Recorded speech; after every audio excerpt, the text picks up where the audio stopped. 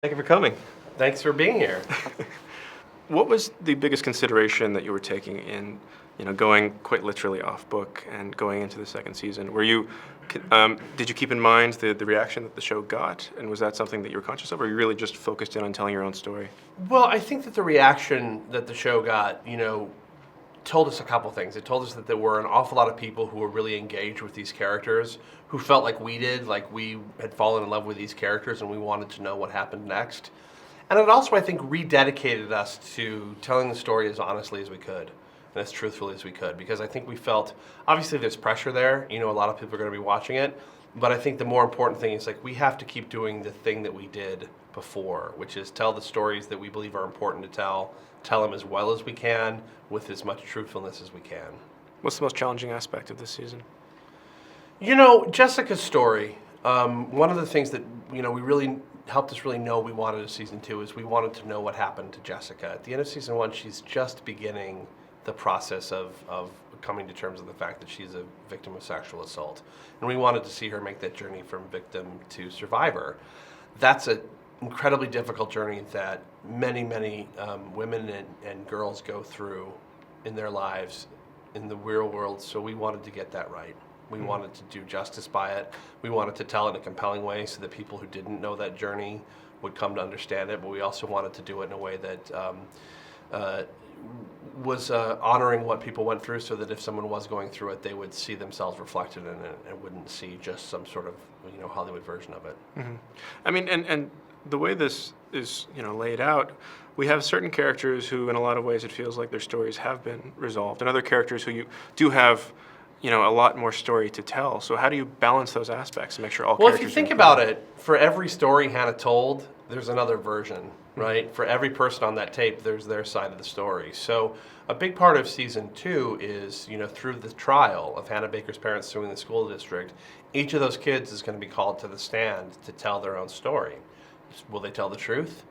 What will they tell us that Hannah left off the tape? So I think there's a lot more for us to learn about what went on, and also about who Hannah was. Mm-hmm. We got her story. There's more to it. What aspect of the show resonates most with you? What do you enjoy most about telling this story? I identify really closely with Clay. I was certainly the kid growing up who often didn't speak up until it was too late, who had a really hard time telling people what was going on inside, what I was feeling. And I think watching Clay's journey from a kid who's really quiet, who doesn't let anyone know how he's feeling about Hannah, to a kid who is literally fighting to get justice for her. It's a really, I love watching his journey. Mm. And when this show, I think one thing that you can say about this first season that I've seen, it's unflinching. You do not shy away from anything. You will not pull the camera away. You show everything, and that's going to have positive and negative response from all these people. So is that something, having seen this response and having seen some negative response, some people who terrible things happen to them, does that make you feel like you need to flinch, or did you feel even more resolve in telling the story? I think that the most important thing that we did season 1 was to tell the truth, and even especially when it was hard to tell, not to look away. And I think the most important thing we can do for people who really responded to the series is to continue to tell the truth, and to continue to look especially at the things that are hard to look at, because these are things that are going on in kids' lives right now.